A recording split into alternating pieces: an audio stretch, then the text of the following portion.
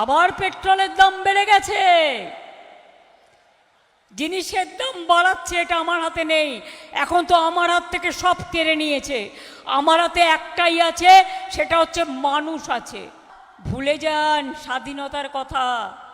সংবিধান মানছে না, গণতন্ত্র মানছে না, মানুষ এর অধিকার মানছে না, মানুষের ভোটাধিকার কেড়ে নিচ্ছে, নিয়ে কালকে বলবে এনআরসি করে আমি ডিটেনশন ক্যাম্প করব।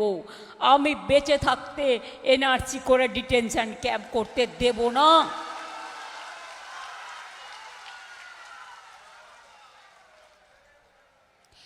ইভেন আমার পরেও আমার জেনারেশন কোনো দিন অ্যালাউ করবে না।